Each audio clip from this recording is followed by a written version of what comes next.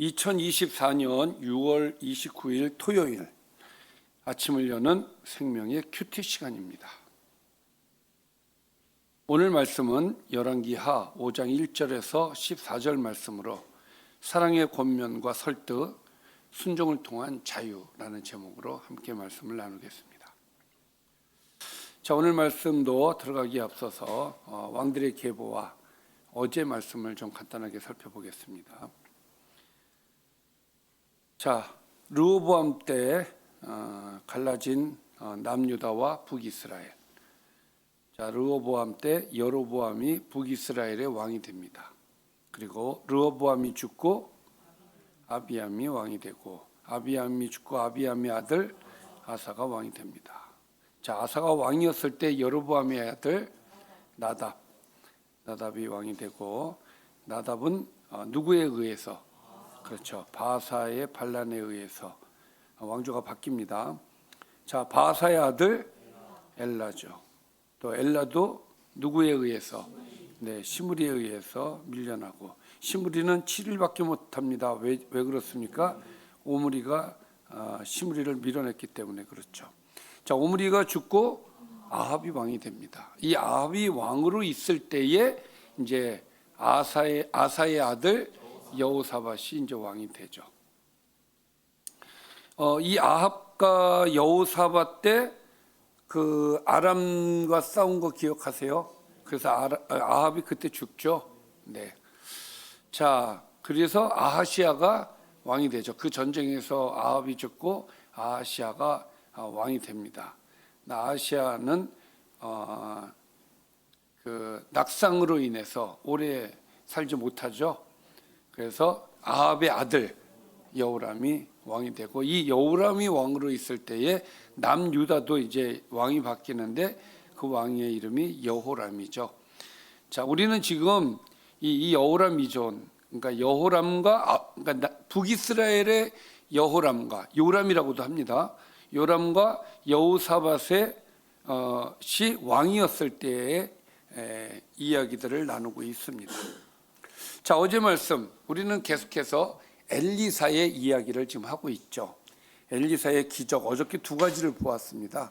첫 번째는 그 독성이 있는 식물들을 먹다가 큰일 날 뻔했었죠. 그래서 엘리사가 가루를 넣어 해독을 해주는 기적. 두 번째는 또 때마침 한 사람이 가져온 보리떡 20개와 자루에 담은 채소를 이제 100명이 먹기에는 좀 부족하니까 엘리사가 오병이어와 같은 기적을 일으켜서 먹게 되었다라는 것이 어제 말씀이었습니다. 그러니까 4장 전체는 엘리사는 이런 기적을 행했다, 하나님의 능력을 받아서, 그런 말씀이 되겠습니다. 자, 오늘은 이제 5장으로서 새로운 이야기가 되어지는데, 오늘 말씀은 이제 아람 나라의 군대 장관 나아만, 우리가 잘 아는 그 나아만의 이야기입니다. 자, 아람 왕의 군대 장관 나아만은 그의 주인 앞에서 크고 존귀한 자니, 이는 왜 그가 존귀한 자가 되었는가? 이는 여호와께서 전에 그에게 아람을 구원하게 하셨습니다. 그는 큰 용사이나 나병 환자더라. 그러니까 나라에서 아람 나라를 구원한 그런 아주 큰 인물이었다라는 것이죠. 그것을 누가 도와줬다고요? 여호와께서 도와주셨다.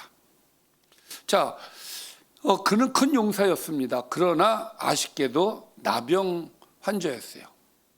나병 환자는 참 고치기도 어렵고 살이 썩어 들어가는 이제 그런 병 아니겠습니까? 자, 이렇게 이제 나아만의 이야기가 시작이 되어집니다.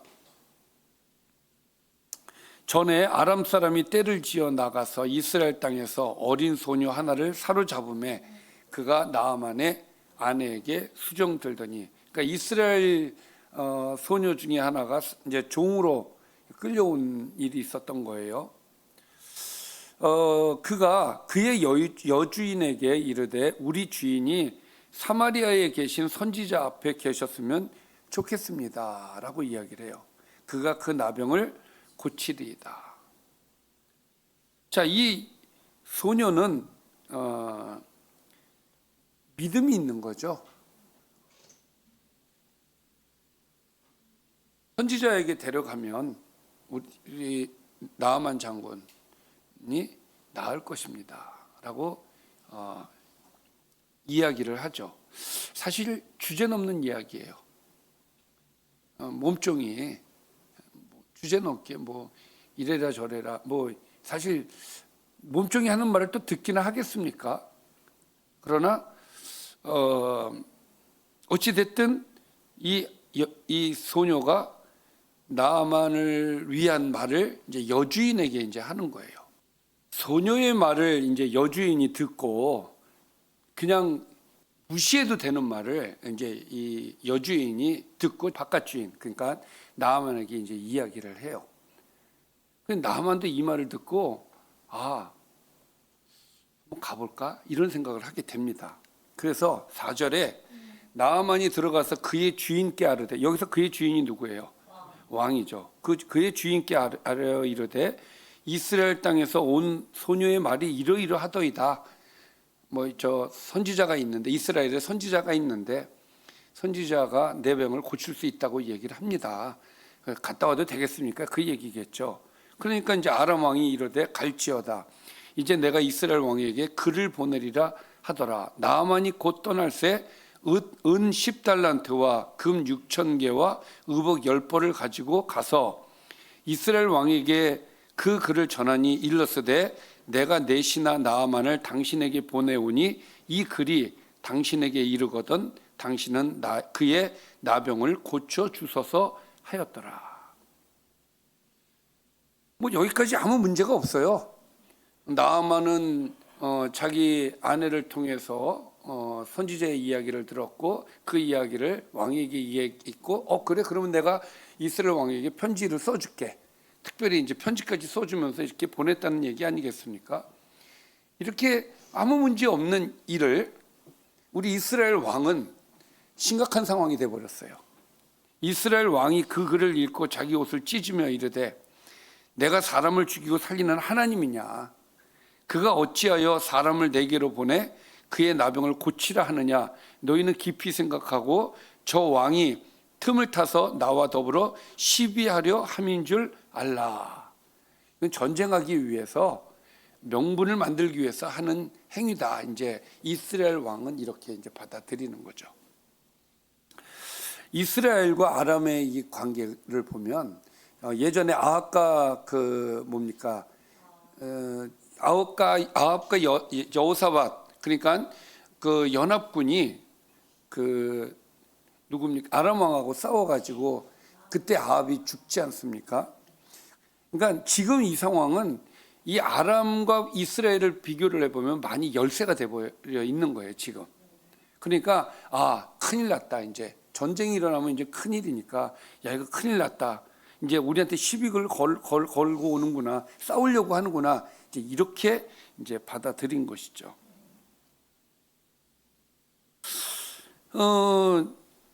근데 이 왕과 또 이 나아만과 또 이 앞에 있는 이 소녀의 이 이야기들을 가만히 살펴보면 참 재미가 좀 있어요. 왜냐하면 소녀는 믿음이 있었어요. 그렇죠. 그리고 나아만의 아내는 이것을 희소식으로 들었어요. 나아만도 희소식으로 들었어요. 그 아람 왕도 희소식으로 들었어요. 그리고 가는 거야. 자, 그러면은 낫겠다라는 희망을 갖고 가는 거 아니겠습니까? 그런데 이스라엘 왕은 이거 아니겠어요? 엘리사에게 가봤자 안 나을 텐데 이건 전쟁이구나. 그러니까 정작 선지자가 있는 이스라엘의 왕은 믿음이 없는 거예요. 없었다예요. 하나님을 알면서도 믿음이 없었다라는 것을 우리가 이 말씀을 통해서 볼 수가 있는 것이죠. 자, 어찌 됐든 하나님의 사람 엘리사가 이스라엘 왕이 자기의 옷을 찢었다 함을 듣고 왕에게 보내 이르되 왕이 어찌하여 옷을 찢었나이까? 그 사람을 내게로 오게 하소서. 그가 이스라엘 중에 선지자가 있는 줄을 알리이다. 이 얘기는 뭡니까? 내가 해결해 줄게요. 이것은 나만을 고침으로써 왕에게 뭔가 메시지를 주고자 하는 하나님의 계획인 거예요. 하나님이 있다. 이스라엘에 하나님이 있다. 그래서 당당하게 얘기하죠. 그 사람을 내게로 오게 하소서. 그가 이스라엘 중에 선지자가 있는 줄 알게 하겠다는 얘기는 뭐예요? 하나님이 여기에 살아계시다라는 것을 보여주겠다라는 거 아니겠습니까? 자, 나아만이 이에 말들과 병거들을 거느리고 이르러 엘리사의 집 문에 서니 엘리사가 사자를 그에게 보내 이르되 너는 가서 요단강에 몸을 7번 씻으라. 너의 살이 회복되어 깨끗하리라 하는지라. 나아만은 이 말을 듣고 화가 납니다. 왜 화가 났을까요? 이 말을 들은 나아만은 화가 났어요. 보니까 나아만이 노하여라고 되어 있죠. 화가 났어요. 왜 화가 났을까요? 화가 날만해요. 왜냐하면 보십시오. 이르되 내 생각에는 그가 내게로 나와 서서 지금 내가 누구예요? 이 급으로 얘기하면은 굉장히 높은 급 아니겠습니까? 장관이잖아요, 장관. 근데 몸종 하나 보내가지고 말만 전하는 거예요. 그러니 그걸 받는 입장에서는 무시당했다라는 생각이 안 들겠어요? 화가 나는 거죠. 그래서 이렇게 얘기하는 거예요. 그가 내게로 나와 서서, 이게 예의란 말이에요. 서서 그의 하나님 여호와의 이름을 부르고 그의 손을 그 부위 위에 흔들어 나병을 고칠까 하였도다. 자, 그가 나와서 자기를 위해서 기도를 해주든 뭘 하든 그렇게 해서 고칠 줄 알았는데, 자, 그러니까 이제 두 가지의 화남을 알 수가 있어요. 첫 번째, 예의가 없다. 네, 예의가 없다. 두 번째, 아니 왜 요단강에 가서 물을 씻으라 하는 거니? 이거죠. 자, 이 말은 우리가 좀 알려면 12절을 보면 좀 알 수 있어요. 다메섹 강 아바나와 바르바른 이스라엘 모든 강물보다 낫지 아니하냐. 내가 거기서 몸을 씻으면 깨끗하게 되지 아니하랴 하고 몸을 돌려 분노하여 떠났다. 그러니까 요단강보다 더 깨끗한 물이 자기네 동네에 있는데 더러운 요단강물에 가서 씻으라고 하니 그게 또 화가 난 거예요. 그러니까 철저하게 여기 뭐예요? 무시를 당했다. 나를 이렇게 무시를 하는구나. 그래서 화가 이제 난 것이죠. 그러니까 지금 우리는 이 결말을 다 아니까 우리는 가서 씻어야 되는데 이렇게 하지만, 우리가 뒤 내용을 모르는 상태에서 이걸 가서 씻어야 돼, 안 씻어야 돼, 저 더러운 물에 가서 씻어야 돼, 안 씻어야 돼, 그리고 내가 이렇게 이런 취급을 내가 받아가면서 이거를 해야 돼, 말아야 돼, 나만 입장에서는 굉장히 이것이 갈등이 될 수밖에 없는 거죠. 그러니까 지금 나만에게 있어서는 넘어야 할 산이 있는 거예요. 그게 뭐예요? 나 자신이에요. 나 자신. 내 자존심이에요. 이걸 내려놔야 돼. 근데 이게 내려놔지지가 않아요. 그래서 가자 그러는 거예요. 몸을 돌려 분노하여 떠났다. 근데 이렇게 떠나는 과정에서, 아니면 떠나려고 하는 그 나아만에게 그의 종들이 나와서 말하여 이르되 내 아버지여, 선지자가 당신에게 큰 일을 행하라 말하였다면 행하지 아니하였겠습니까? 했을 거 아닙니까? 자, 하물며 당신에게 이르기를 씻어 깨끗하게 하라 함이니까 하니, 그러니까 이건 당신을 위해서 하라고 하는 말인데 그거보다도 더 큰 일을 할 수 있는데 왜 이거를 못합니까? 우리 나아만 장군은 오늘 이렇게 보면은 귀가 되게 얇은 사람인 것 같아요. 그렇죠. 또 그 말 들어보니까 또 일리가 있어. 자, 14절에 나아만이 이에 내려가서 하나님의 말대로 요단강에 7번 몸을 잠그니 그의 살이 어린아이의 살같이 회복되어 깨끗하게 되었더라. 오늘 이 말씀에서 우리가 한 가지 또 좀 생각해 볼 수 있는 것은 왜 7번이었을까? 왜 7번이었을까? 우리가 한번 상상을 해봤을 때, 그러면 나아만이 몸을 씻을 때 7번 씻을 때 조금씩 나아졌을까? 아니면 7번째 확 나아져 버렸을까? 이건 거예요.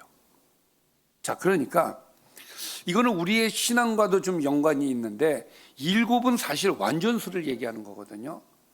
끝까지예요. 끝까지.